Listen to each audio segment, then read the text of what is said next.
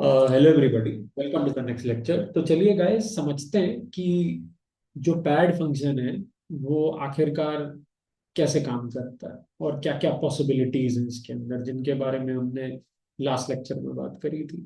ठीक है, तो चलिए लेट्स सी। तो सबसे पहले गाइस हम आपको एक एग्जांपल देते हैं और हम 1D एरे से शुरुआत करेंगे। तो लेट्स से गाइस हमने एक 1D एरे बनाया, np dot random dot rand int. मैं सिर्फ इंटीजर के एरेज ले रहा हूँ, ऐसे कोई जरूरी नहीं है कि आपको इंटीजर के एरेज लेने हैं। ठीक है, लेकिन सिर्फ एग्जांपल शो करने के लिए मैं ऐसा कर रहा हूँ। ठीक है, I equals to let's say 20, size equals to let's say 10। ठीक है, तो 10 वैल्यूज का मैं एक नंबर एरे बना रहा हूँ गाइस। ठीक है, लेट्स सी हमारी वो 10 वैल्यूज क्या आती हैं। ये हमारी 10 वैल्यूज हैं गाइस। तो अब बेसिकली मैं क्या करने जा रहा हूँ कि मुझे इस एरे के साइज को बढ़ाना है। ठीक है, एंड लेट्स से मुझे इसमें I don't know, let's say मुझे इसमें I let's see I want to add let's see 5 values. ठीक है, मुझे इसमें 5 वैल्यूज ऐड करनी है। ठीक है, लेट्स से मुझे 2 वैल्यूज लेफ्ट में ऐड करनी है और 3 वैल्यूज राइट में ऐड करनी। तो मैं कैसे ऐड करूंगा और वो वैल्यू क्या होगी, ये भी बड़ा इंटरेस्टिंग क्वेश्चन है। ठीक है, वो वैल्यू क्या होगी। ठीक है, तो गाइज यूजली मैं आपको एक चीज और बता दूं कि जब भी जब भी हम जनरली पैडिंग की बात करते हैं, ठीक है, whenever we generally talk about padding, यानी कि जब हम और कुछ नहीं बोलते हैं, हम बस ये कहते हैं कि हम पैडिंग करने जा रहे हैं। ठीक है, जब हम ये एक्सप्लिसिटली डिफाइन नहीं करते कि हम किस वैल्यू का इस्तेमाल करेंगे पैडिंग करने के लिए, तो अक्सर गाइस जो वैल्यू ली जाती है वो होती है 0।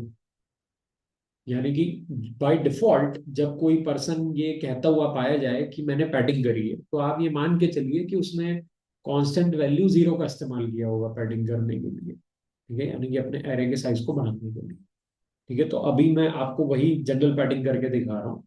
ठीक है, तो padded A R R equals to np dot pad. और गाइस इसके अंदर अब आपको पता है कि मैं अपना एरे पास कर दूंगा ए आर आर।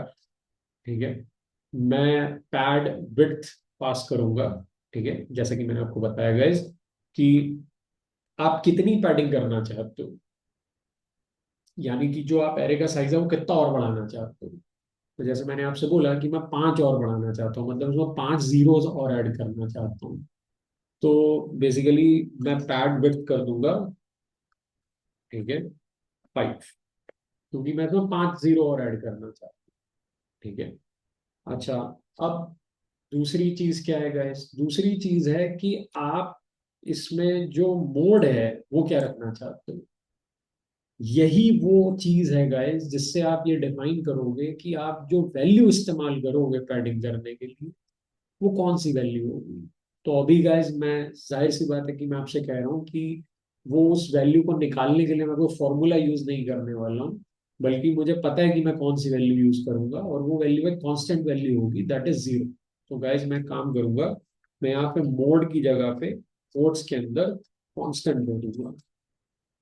ठीक है, और कांस्टेंट, ठीक है, कांस्टेंट जो होगा मेरा कांस्टेंट वैल्यूज। गाइस यहाँ पे आप देख सकते हैं एक कांस्टेंट वैल्यूज करके भी हमारा पैरामीटर है, कांस्टेंट अंडरस्कोर वैल्यूज। इसको मैं 0 कर दूंगा। तो गैस इससे क्या होगा कि एक तो मैंने 4 चीजें बताई हैं यहाँ पे। पहली बात तो मुझे पैडिंग लगानी किस एरे पे है, मुझे ए आर आर के ऊपर पैडिंग लगानी है। और मुझे उसका साइज और कितना बढ़ाना है, मुझे उसका साइज 5 और बढ़ाना है। तो मैंने पैड विड्थ 5 कर दी। मुझे पैडिंग करने के लिए जो वैल्यू यूज करनी है वो मैं किसी स्पेशल फॉर्मूले से नहीं निकाल रहा हूँ, बल्कि मैं कह रहा हूँ कि मैं पैडिंग करने के लिए कांस्टेंट वैल्यू का यूज करूंगा। और वो कांस्टेंट वैल्यू अभी है मेरे लिए 0। यानी कि जो नॉर्मल पैडिंग का कॉन्सेप्ट है, जब भी आप कहीं पे भी गाइस ये सुनेंगे या इमेज प्रोसेसिंग में या कंप्यूटर विजन में या डीप लर्निंग में आप कहीं पे भी ऐसा कुछ सुनेंगे कि पैडिंग हुई है, तो गाइस आप ये मान के चलिएगा, ये डिफॉल्ट सेटिंग है कि जिस भी पर्सन ने पैडिंग करी है उसने 0 से ही करी होगी पैडिंग। ठीक है, ऐसा ही होता है। ठीक है, चलिए गाइस इसको रन कराते हैं, देखते हैं हमारा जो पैडेड एरे है वो क्या आता है। ठीक है, और गाइस आप देखिए कितनी इंटरेस्टिंग चीज है कि इसने किया क्या, इसने 5 नहीं बढ़ाई लेंथ, इसने 10 बढ़ा दी। ठीक है, कैसे? मैंने आपसे क्या बोला था गाइस कि जो पैडिंग है वो तो कहीं पे भी कर सकते हो ना, आप तो लेफ्ट में भी पैड कर सकते हो, राइट में भी पैड कर सकते हो। तो गाइस अब देखिए यहाँ पे इसने क्या किया कि मेरा जो ओरिजिनल नंपायर एरे था, जो अनपैडेड था, जो सिर्फ यहाँ से यहाँ लेके यहाँ तक था, इसने उसके लेफ्ट में भी 5 जीरो ऐड कर दिए और राइट में भी 5 जीरो ऐड कर दिए। ठीक है, तो इसका मतलब गाइस अगर आप सिर्फ पैड विड्थ बता रहे हो, अगर आप सिर्फ ये कह रहे हो पैड विड्थ और आगे एक नंबर लिख रहे हो, तो ये क्या करेगा, ये ध्यान नहीं देगा कि आपको लेफ्ट में ऐड करनी है 5 जीरो या राइट में ऐड करना है। यानी कि जो कांस्टेंट वैल्यू है वो आपको लेफ्ट में ऐड करनी है या राइट में ऐड करनी है, ये दोनों साइड ऐड कर देगा उसकी वैल्यूज। ठीक है, तो दिस इज द सिचुएशन। ठीक है, चलिए guys, एक काम करते हैं, ब्रैकेट लगाते हैं और यहाँ पे 5 कॉमा और इसको बंद कर देते हैं, देखते हैं ये क्या करता है। ठीक है, क्योंकि गाइज ये चीज अभी शायद मैंने आपको नहीं बताई है, लेकिन आप पैड विड्थ को एज अ टपल भी प्रोवाइड करा सकते हो। अब आप कहोगे सर ये कौन सा सेंस बनता है कि पैड विड्थ को हम एज अ टपल प्रोवाइड करा रहे हैं, इससे क्या होगा? ठीक है, यू विल सी दैट। ठीक है, लेकिन पहले हम इसे रन कराते हैं। तो गाइज आप देख सकते हैं कि कोई भी फर्क नहीं पड़ा। यानी कि अगर मैं इसको ऐसे भी लिख देता तो भी मेरा आंसर सेम ही आता। 5 जीरोस पीछे ऐड होते हैं लेफ्ट की तरफ और 5 जीरो आगे ऐड हो जाते हैं राइट की तरफ, और मेरी जो लेंथ है वो 5 की बजाय 10 बढ़ जाती। ठीक है, 5 ना बढ़ती, 10 बढ़ती। ठीक है, तो अब गाइज ये तो बड़ी प्रॉब्लमेटिक चीज हो गई कि अब क्या किया जाए। ठीक है, चलिए गाइज मैं आपको इसका अब एक वेरिएशन दिखाता हूँ और शायद अब आपको ये चीज ज्यादा अच्छे से समझ में आएगी कि जो टपल का रिप्रेजेंटेशन दिया गया है पैड विड्थ के अंदर वो क्यों दिया गया है। ठीक है, मान लीजिए गाइज मैं अपने नमपाई एरे के लेफ्ट में, यानी कि इस साइड, मैं 2 जीरो ऐड करना चाहता हूँ और राइट में 3 जीरो ऐड करना चाहता हूँ। तो गाइज मैं क्या करूंगा, मैं इस टपल में लेफ्ट में 2 लिख दूंगा और राइट में 3 लिख दूंगा। तो इससे क्या होगा गाइज कि मेरा जो नंपाई एरे है उसके लेफ्ट में 2 जीरो ऐड हो जाएंगे और राइट में 3 जीरो ऐड हो जाएंगे। ठीक है, लेट्स सी, ये देखिए गाइस, इसने लेफ्ट में आपके 2 जीरो ऐड कर दिए और राइट में आपके 3 जीरो ऐड कर दिए। अब आपको ये चीज ज्यादा अच्छे से समझ में आ रही होगी कि अगर मुझे एक ही साइड में पूरी पैडिंग करनी है, मुझे पार्शियल पैडिंग लेफ्ट में नहीं करनी, पार्शियल पैडिंग राइट में नहीं करनी, बल्कि एक ही डायरेक्शन में पूरी पैडिंग करनी है। लेट्स से मुझे लेफ्ट में ही सब कुछ ऐड करना है, राइट में ऐड करना ही नहीं है, तो गाइस अब आपको पता होगा कि हम यहाँ क्या करेंगे, हम यहाँ 0 पास कर देंगे और यहाँ 5 पास कर देंगे। तो अब इससे क्या हुआ गाइस कि ये लेफ्ट में एक भी बार पैडिंग नहीं करेगा लेकिन राइट में पांचों बार पैडिंग कर देगा।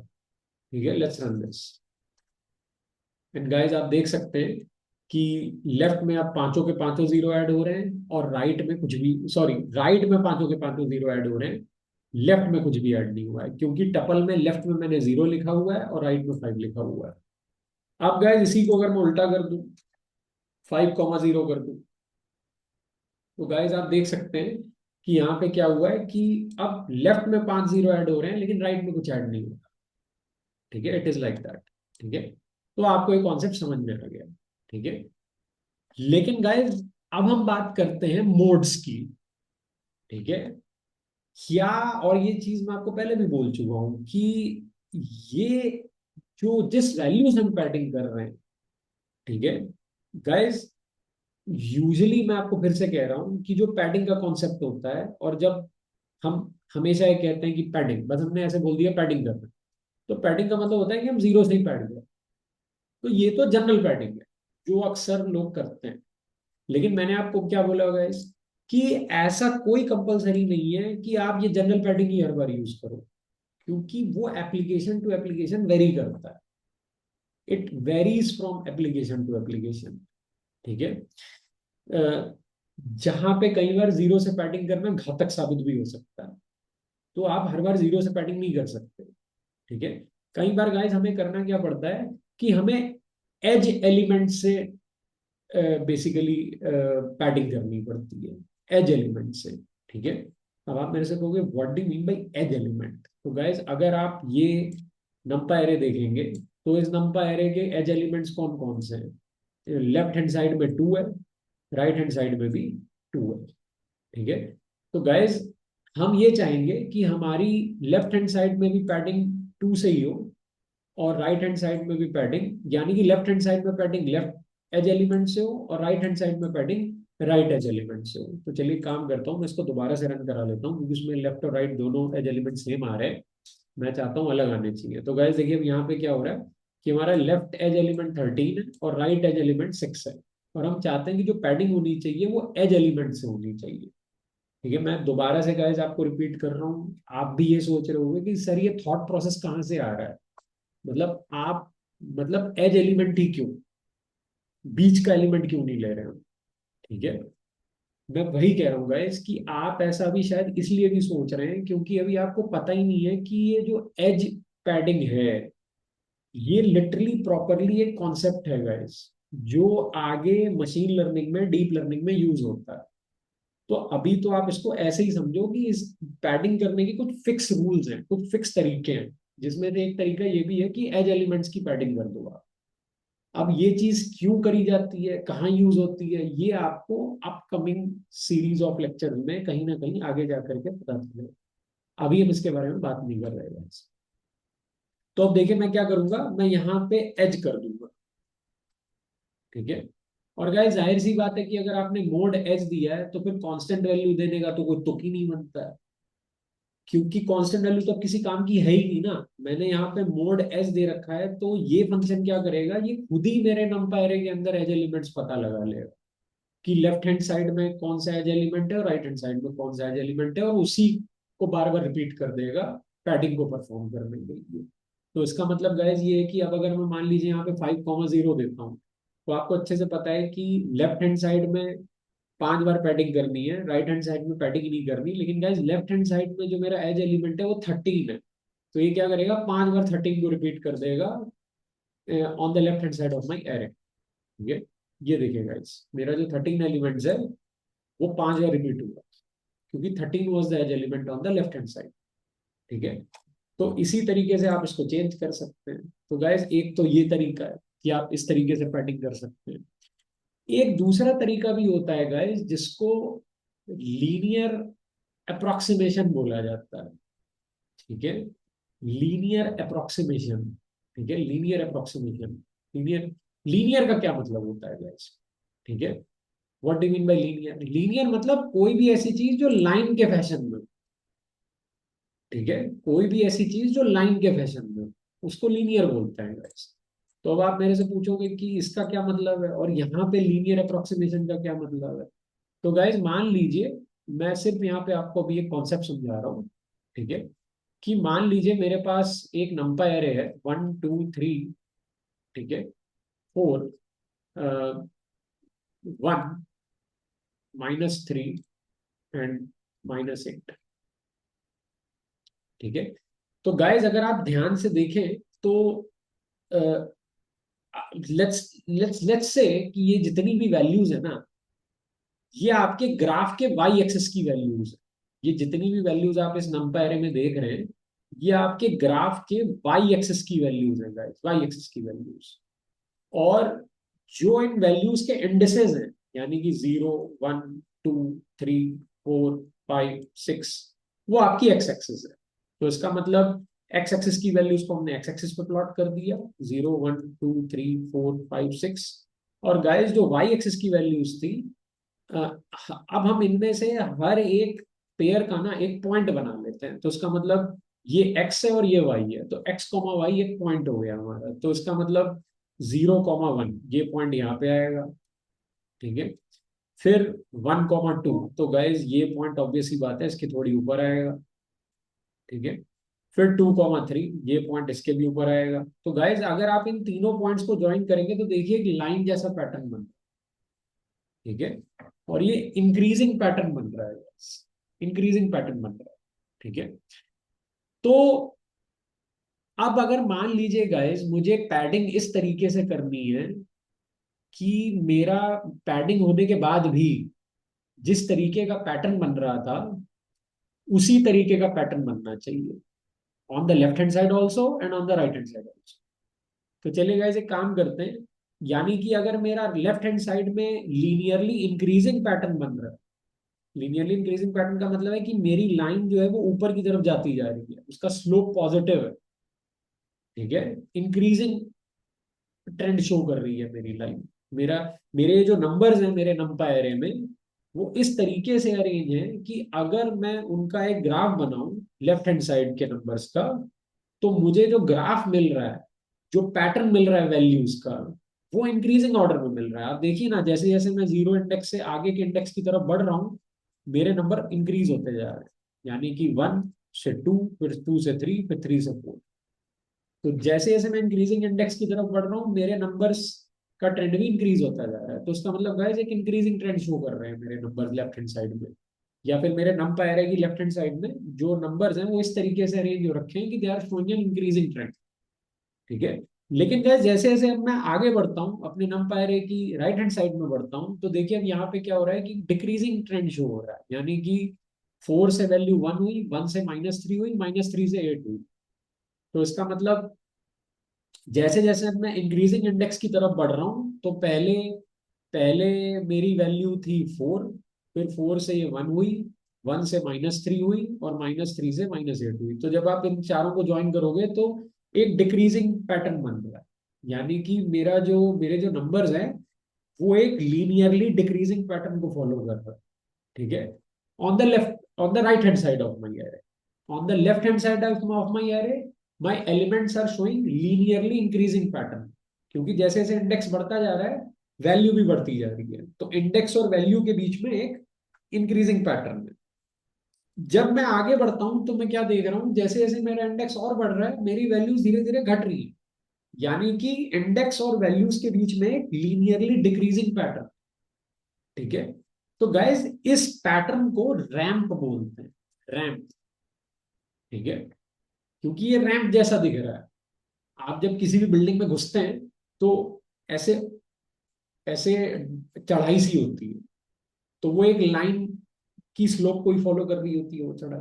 तो एक लीनियरली इंक्रीजिंग पैटर्न बन रहा होता है। और जब आप उस बिल्डिंग से बाहर निकलते हैं तो ढलान सी होती है, यानी कि डिक्रीजिंग पैटर्न फॉलो कर रहा होता है। एक रैंप होती है लेकिन वो डिक्रीजिंग रैंप होती है, ठीक है।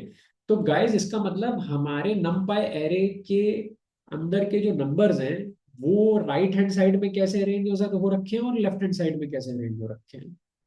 यानी कि वो किस ऑर्डर में अरेंज हो रखे हैं, क्या वो लीनियरली इंक्रीजिंग रैंप के ऑर्डर में अरेंज हो रखे हैं या लीनियरली डिक्रीजिंग रैंप के ऑर्डर में अरेंज हो रखे हैं। तो गाइस हम इस तरीके से भी पैडिंग कर सकते हैं कि हमारे जो एलिमेंट्स हैं वो जब लेफ्ट हैंड साइड में ऐड हो, तो ऐड होने के बाद भी, ठीक है, यानी कि पैडिंग करने के लिए जब हम अपने एलिमेंट्स को नमपाई एरे के लेफ्ट हैंड साइड में ऐड करें, तो ऐड होने के बाद भी जो हमारा पैडेड एरे होगा उसमें लेफ्ट हैंड साइड के पैटर्न में कोई चेंज नहीं आना चाहिए। यानी कि अगर पैडिंग करने से पहले वो पैटर्न लीनियरली डिक्रीजिंग रैंप का था, तो पैडिंग करने के बाद भी वो पैटर्न लीनियरली डिक्रीजिंग रैंप का ही रहना चाहिए। या फिर लीनियरली इंक्रीजिंग रैंप का था तो लीनियरली इंक्रीजिंग रैंप का ही रहना चाहिए, ठीक है। तो इस तरीके से पैडिंग भी आप कर सकते हो। इसको गाइस बोला जाता है लीनियर अप्रोक्सीमेशन। लीनियर अप्रोक्सीमेशन कहते हैं गाइस इसको। लीनियर अप्रोक्सीमेशन का मतलब है कि लीनियरली डिक्रीजिंग ऑर्डर या लीनियरली इंक्रीजिंग ऑर्डर में ही अपने एलिमेंट्स को मेंटेन करके रखना, ताकि वो ऑर्डर मेंटेन रहे, ठीक है। तो हम कुछ ऐसा हम कुछ इस तरीके से भी पैडिंग कर सकते हैं। चलिए गाइस अब मैं आपको करके दिखाता हूँ। तो एक एग्जांपल लेते हैं गाइस हम यहाँ पे, ठीक है, और हम अपने इसी एरे का एग्जांपल लेंगे, ठीक है। क्योंकि इस एरे में नंबर देखिए बहुत ही गलत गंदे तरीके से अरेंज हो रखे हैं। समझ ही नहीं आ रहा है कि पैटर्न लीनियरली इंक्रीजिंग है या पैटर्न लीनियरली डिक्रीजिंग है, ठीक है, ये समझ ही नहीं पा रहे हैं हम लोग, ठीक है। तो अब आप मेरे से पूछोगे कि सर ऐसी स्थिति में क्या होगा। देखिए गाइस ऐसी स्थिति में कुछ नहीं होगा। जो आपका ये पैडिंग करने का वे है, जिसमें हम लीनियर रैंप से अप्रोक्सीमेट करने जा रहे हैं, तो ये क्या करेगा, ये आपके एरे के लेफ्ट हैंड साइड के दो एलिमेंट्स को देखेगा, ठीक है। और फिर ये देखेगा कि इन दो एलिमेंट्स में जैसे जैसे इंडेक्स बढ़ रहा है वैसे वैसे इन एलिमेंट्स के साथ क्या हो रहा है। तो गाइज अगर आप 13 का इंडेक्स देखेंगे तो 0 है, 9 का इंडेक्स देखेंगे तो 1 है। तो एक्स एक्सिस तो हमारी इंडेक्स वाली एक्सिस हो गई, तो इसका मतलब एक्स एक्सिस के नंबर तो बढ़ रहे हैं लेकिन वाई एक्सिस के जो एलिमेंट्स हैं वो घट रहे हैं। तो इसका मतलब गाइस ये क्या करेगा, ये सिर्फ इन दो एलिमेंट्स को देखकर ही डिसाइड कर लेगा कि यहाँ पे जो पैटर्न है वो लीनियरली डिक्रीजिंग रैंप का पैटर्न, यानी कि जैसे जैसे इंडेक्स बढ़ रहा है वैसे वैसे हम नीचे जा रहे हैं, यानी कि वाई एक्सिस की वैल्यू घट रही है। ठीक है। और वही सेम काम गाइस ये राइट हैंड साइड में भी करेगा। तो यहाँ पे देखिए सेम सिचुएशन है, ये अगेन राइट हैंड साइड के सिर्फ लास्ट के दो एलिमेंट्स को देखेगा कि इनके साथ क्या हो रहा है। तो गाइज अगेन आप देख सकते हैं कि यहाँ पे दोबारा से एक लीनियरली डिक्रीजिंग रैंप का ट्रेंड है, यानी कि इंडेक्स जैसे बढ़ रहा है वैसे वैसे वाई एक्सिस की वैल्यू घट रही है। तो लीनियरली डिक्रीजिंग रैंप का पैटर्न है यहाँ पे। तो बेसिकली दोनों ही केसेस में, लेफ्ट हैंड साइड में भी राइट हैंड साइड में भी लीनियरली डिक्रीजिंग पैटर्न फॉलो हो रहा है।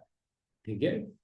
तो इस केस में भी ये क्या करेगा गाइस, अभी हम जब पैडिंग आपको करके दिखाएंगे तो ये क्या करेगा, ये 13 के लेफ्ट हैंड साइड में जो एलिमेंट्स प्लग इन करेगा वो ऐसे एलिमेंट्स प्लग इन करेगा जिससे कि ये जो पैटर्न रहेगा आपका ये अभी भी लीनियरली डिक्रीजिंग ही रहेगा पैडिंग करने के बाद भी। ठीक है। तो गाइज अगर मान लीजिए अब मैं इसके पहले कुछ एलिमेंट्स, लेट्स से इसके पहले कुछ एलिमेंट्स इंसर्ट करता हूं इस एरे के अंदर, तो जाहिर सी बात है गाइस कि इसके पहले के एलिमेंट्स ऐसे होने चाहिए कि अगर मैं उन एलिमेंट्स को भी इस पैटर्न के साथ मर्ज करके देखूं तो मुझे फिर भी लगना चाहिए कि जो मेरा पैटर्न है वो लीनियरली डिक्रीजिंग ही है। तो इसका मतलब है कि गाइस इससे पहले वाला एलिमेंट अगर ऐड होगा तो अब उसका इंडेक्स 0 होगा, इसका इंडेक्स 1 होगा और इसका इंडेक्स 2 होगा। और गाइस जैसे जैसे आप इंक्रीजिंग इंडेक्स में जा रहे हो वैसे वैसे पैटर्न क्या रहना चाहिए, वैसे वैसे पैटर्न आपका लीनियरली डिक्रीजिंग रहना चाहिए। इसका मतलब गाइस ये इसके पहले लेफ्ट हैंड साइड में जो एलिमेंट ऐड करेगा वो बेसिकली इससे भी बड़ी वैल्यू होगी। ठीक है। 13 से भी बड़ी वैल्यू होगी गाइस। ठीक है। तो this is going to be the scenario. ठीक है। और हमें 13 से बड़ी वैल्यू लेनी पड़ेगी। ठीक है। हम ये भी एक काम करके देखेंगे गाइस कि अगर हम 13 से बड़ी वैल्यू ना लें या हम उसको कुछ वैल्यू दे ही ना, जैसे गाइस हमने इससे पहले पैडिंग करने के लिए एक कांस्टेंट वैल्यू दी थी 0। ठीक है। आप ये काम भी कर सकते हो कि आप इससे पहले क्या वैल्यू प्लग इन करना चाहते हो आप इसको बता सकते हो।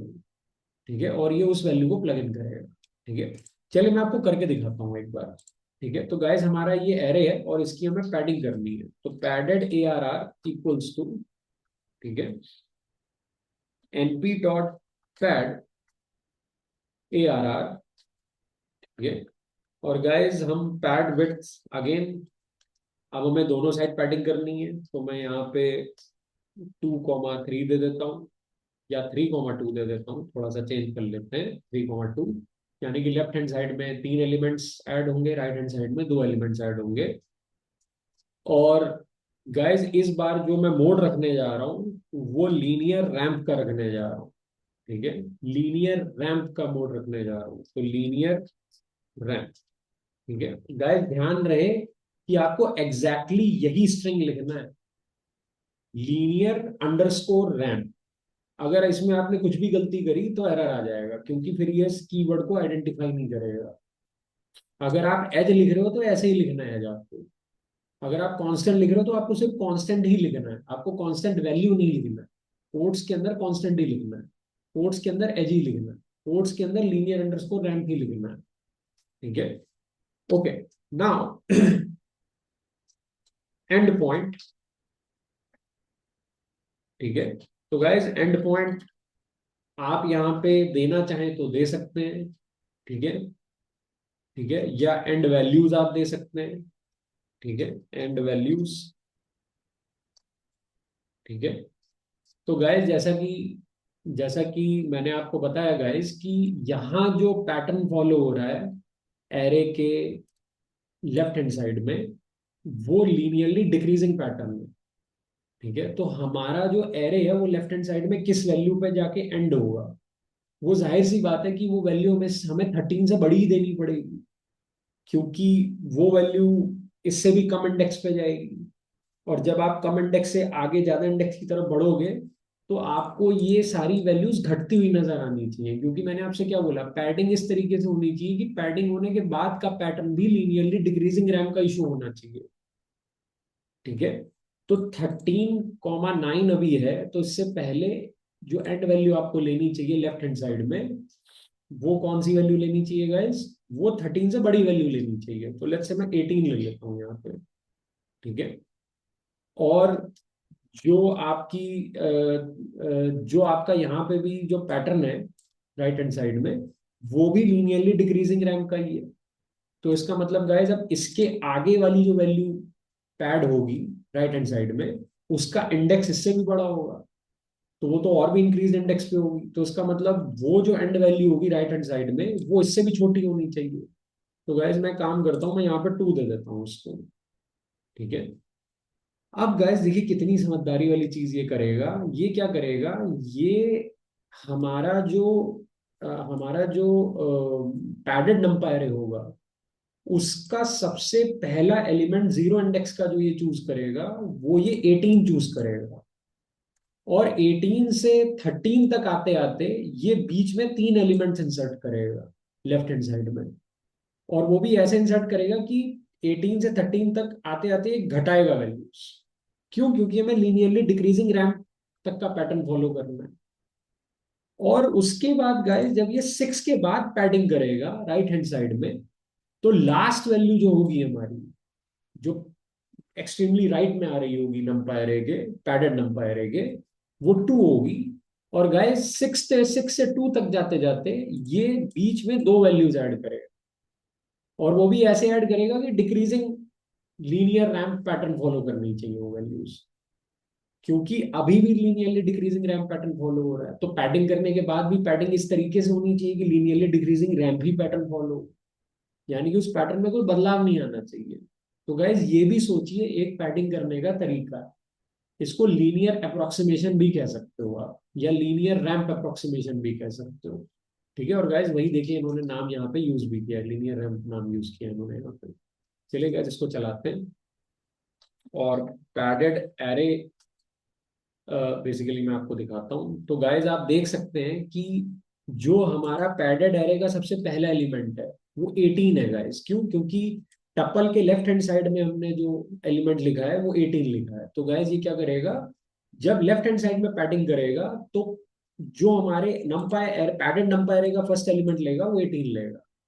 ठीक है, और जब राइट हैंड साइड में पैडिंग करेगा तो पैडेड नंपायर का जो लास्ट एलिमेंट लेगा राइट हैंड साइड में वो 2 लेगा।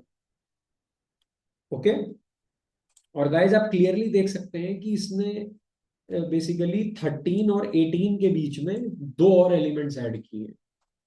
ठीक है, 16 एंड 14। देखिए घट रहे हैं एलिमेंट्स। तो 18, 16, 14, 13 ऐसे नीचे की तरफ जा रहे हैं हम लोग, डिक्रीजिंग ट्रेंड की तरफ जा रहे हैं।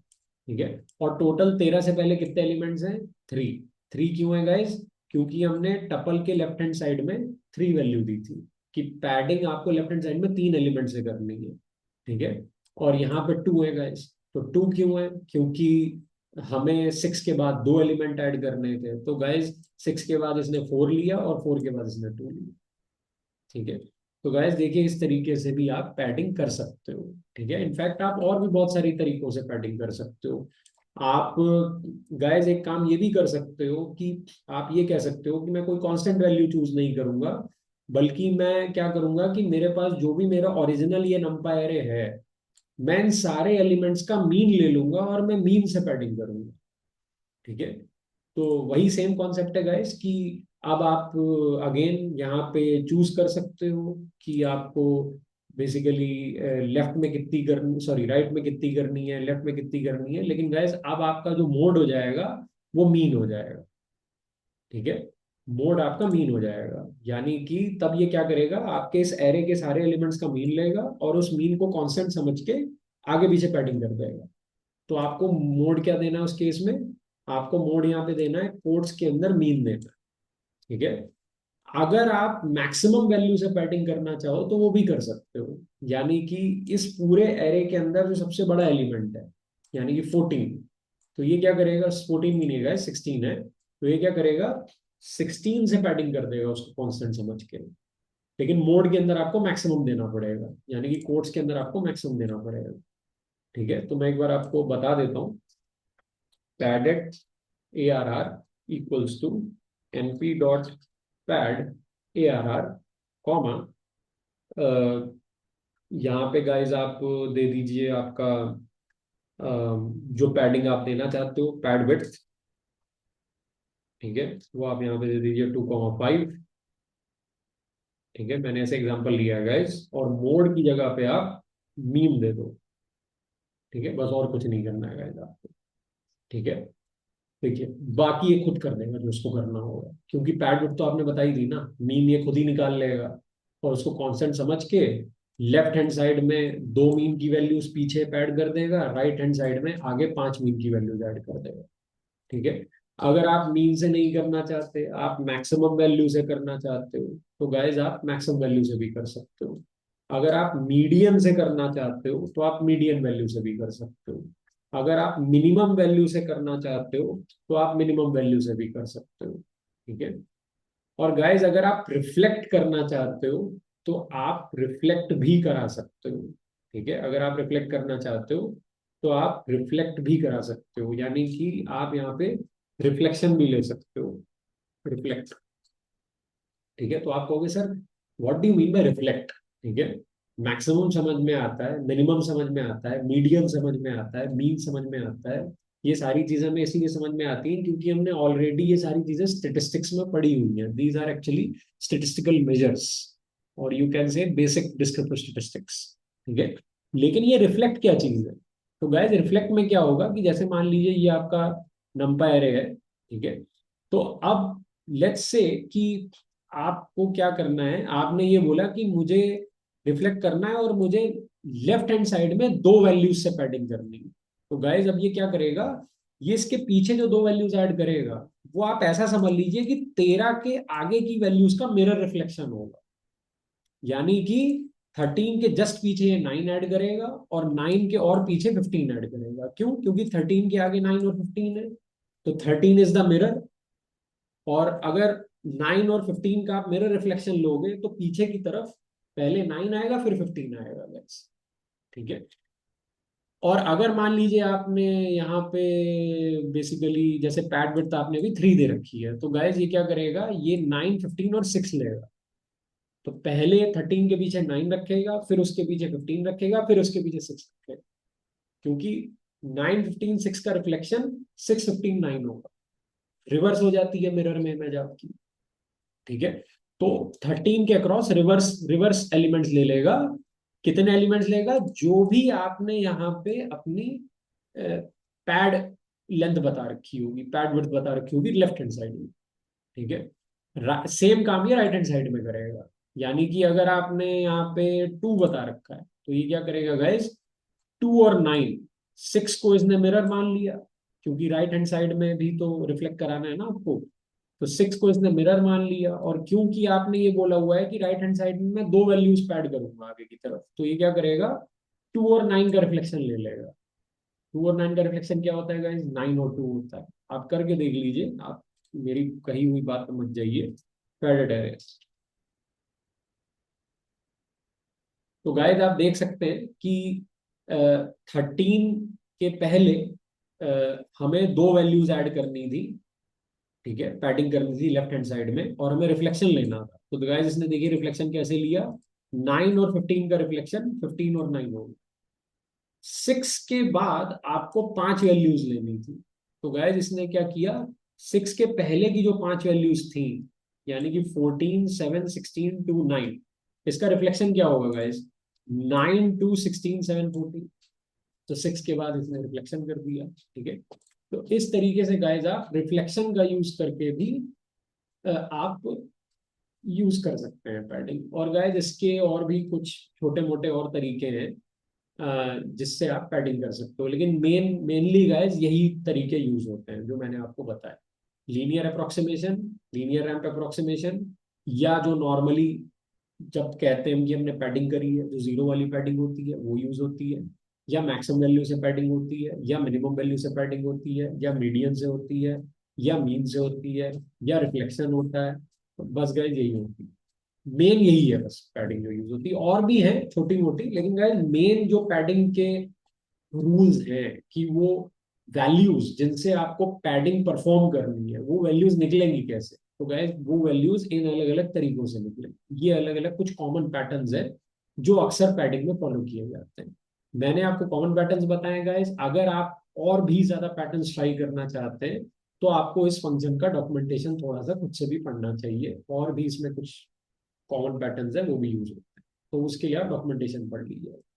तो गाइज इस लेक्चर में मैंने आपको पैडिंग अभी वन डायमेंशनल लंपा एरे के ऊपर करके दिखाई है। ठीक है, आप टू डायमेंशनल लंपा एरे के ऊपर भी पैडिंग कर सकते हैं, और वो हमारे लिए गाइज इससे भी ज्यादा इंपॉर्टेंट है। ये तो इंपॉर्टेंट है ही, लेकिन अब जो आगे आने वाली है वो इससे भी ज्यादा इंपॉर्टेंट है। ठीक है, तो वो अब हम नेक्स्ट अपकमिंग लेक्चर में डिस्कस करते हैं कि टू डायमेंशनल एरेस के ऊपर पैडिंग कैसे होती है। ठीक है, क्योंकि वो हमारे लिए image processing computer vision point of view से समझना बहुत इंपॉर्टेंट। ठीक है, क्योंकि इसके कुछ एप्लीकेशंस भी हैं guys. Okay, that's it for this lecture guys, thank you.